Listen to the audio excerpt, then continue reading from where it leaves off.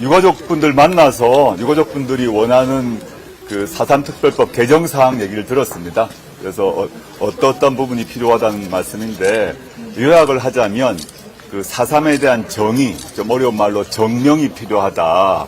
지금 현재 법으로는 소요 사태라고 되어 있거든요. 이 소요 사태란 말이 상당히 부정적 의미가 있지 않습니까? 그걸 바꿔달라는 요청이 있고, 그 다음에 4.3에 대한 그 4.3의 유가족 또 4.3 사태에 대한 각종의 그 역사적 왜곡 행위에 대해서 현재는 그 처벌 규정이 없기 때문에 5.18 특별법처럼 처벌 규정을 좀 추가해달라 이런 말씀이 있으셨고, 세 번째는 트라우마 센터가 있는데 그 예산 지원이 좀 부족한 것 같아. 예산 지원을 좀 더 강화해달라 이런 요약을 하자면 이 세 가지 말씀이 있어서 저희가 이제 그 문제를 충분히 수용을 해서 추후 국회에 가게 되면 특히 여기 이제 두 분이 그 우리 정춘성 후보와 신장식 후보가 제주와 직접적 연고가 있기 때문에 두 분을 통로로 해서 법안을 만들 생각이고 또 당연히 저희만으로 법안을 통과시킬 수 없기 때문에 민주당의 의원들과 힘을 합해서 법안 개정을 하겠다라는 말씀을 드렸습니다.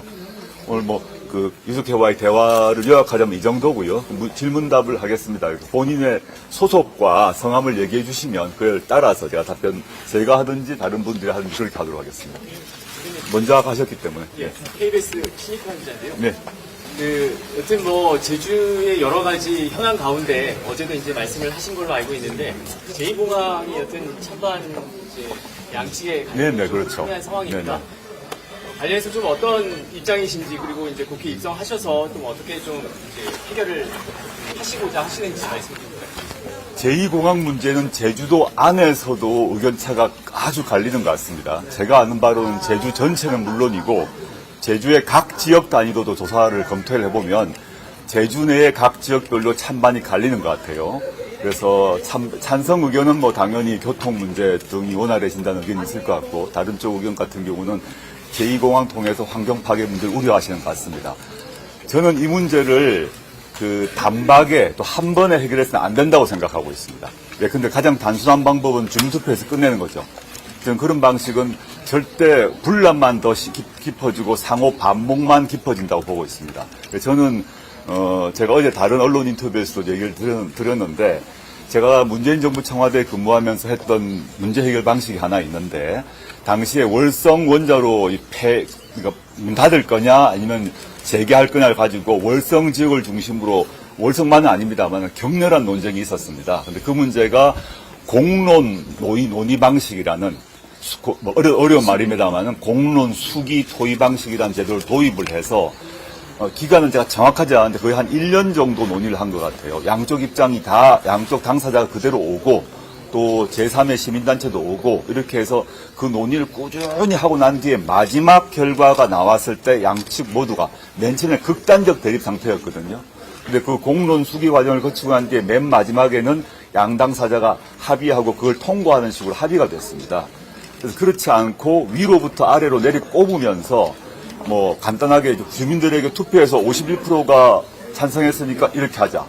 이렇게 하게 되면 49%가 도저히 수긍 못한 상황이 발생합니다. 그래서 저는 이 공항 문제에 대해서 충분히 인식하고 있다. 해결 방식을 조국혁신당이 이거다, 찬성이다, 반대다 이렇게 할 수는 없다고 생각하고 주민들 사이에 반목이 깊어지는 방식이 아니라 최종 결과에 있어서 모든 도민들이 수긍하고 내가 좀 마음에 안 들지만 이 안에는 동의할 수 있어. 그 절차를 만드는 것이 제일 중요하고 저는 문재인 정부가 월성 원자로 문제와 관련해서 도입해서 실제 성과를 보았던 그 공론 수기 방식을 채택해야 된다. 그 문제만 일단 먼저 말씀드리겠습니다. 네네. 아이엠피터. 제주도 거주하고 계시죠? 종종 보고 있습니다.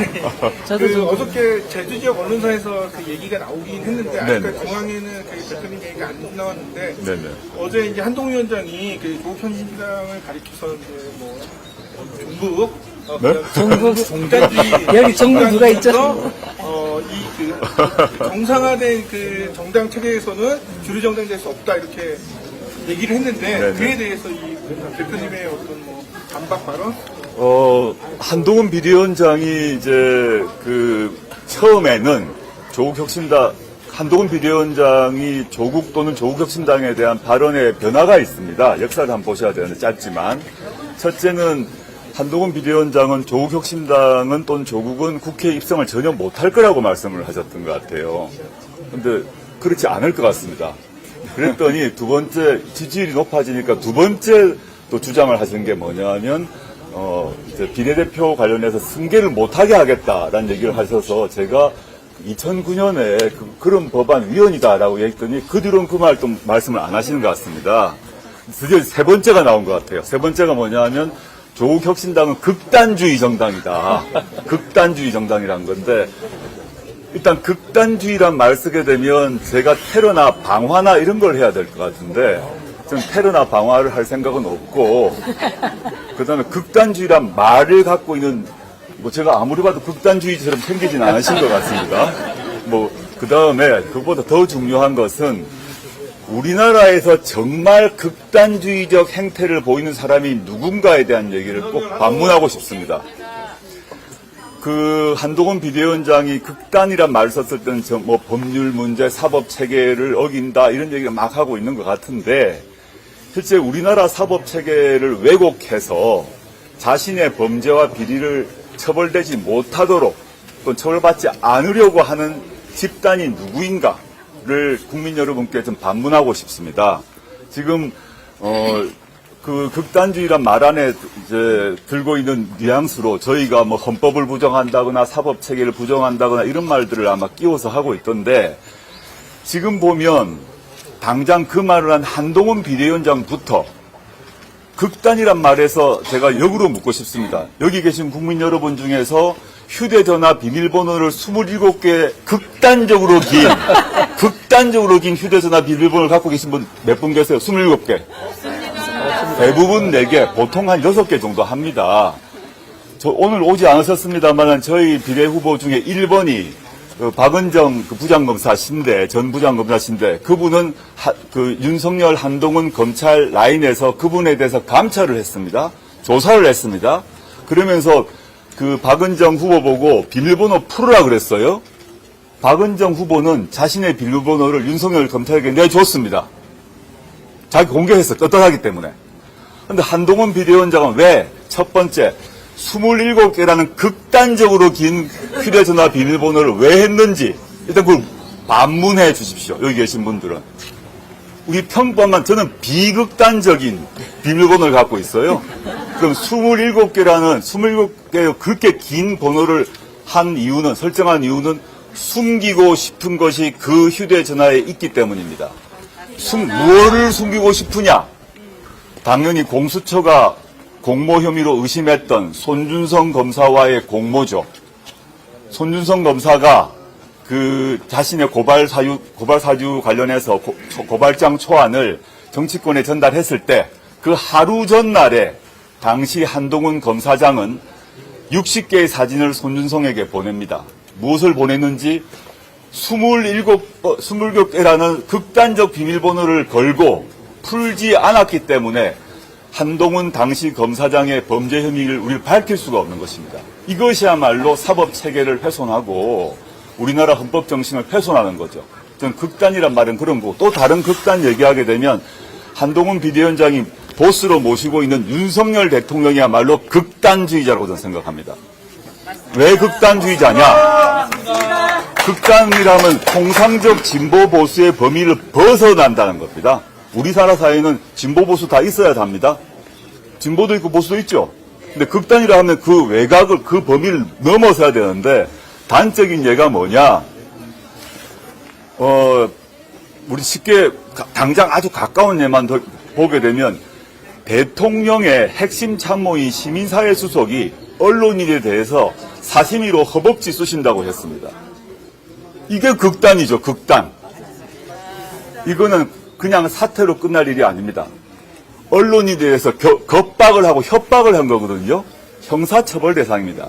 우리나라 판례에 따르게 되면 협박을 했을 때 협박 상대자가 겁을 진짜 먹었는지 안 먹었는지는 중요하지 않다라고 우리나라 대법원 판례가 되어 있습니다. 신 후보님 맞죠? 네. 변호사시고 저는 교수니까 우리나라 협박죄 판례가 있습니다. 그 협박을 받았던 그 언론인이 뭐 덜덜덜 정말 그렇지 않아요. 고지를 하면 핵칼로 허벅지를 찌른다, 2번 찌른다 말이 겁나는 일이에요. 그걸 말했다는 자체가 협박죄입니다. 이렇게 도대체 대통령의 핵심 참모가 사시미 칼로 언론인에게 두 번의 허벅지를 찌르니 마르니 이게 극단주의적 행태예요. 그리고 진보 보수가 모두 합의했던 홍범도 장군의 흉상을 뽑아서 옮기겠다는 것이 극단적 행태입니다.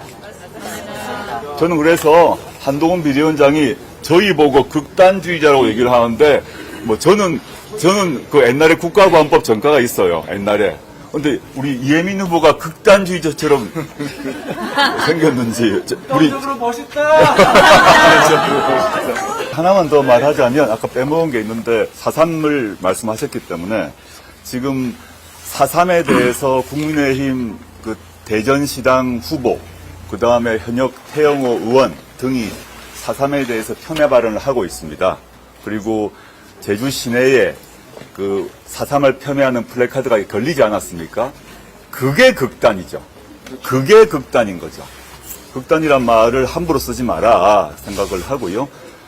저는 극단이란 말을 써서 자신들의 극단을 감추려고 하는 그런 말장난이라고 생각하고 한동훈 비대위원장은 자기 집안 단속부터 하고 자기 집안 국민의힘에서 4.3을 폄훼하는 그런 발언하는 사람들에 더 징계를 하든가 그거부터 자기 집안 단속하고 저희 당에 대해서 뭐 언급을 했으면 좋겠다. 저는 뭐 초조한 건 알겠는데 집안 단속이나 했으면 좋겠다 싶습니다.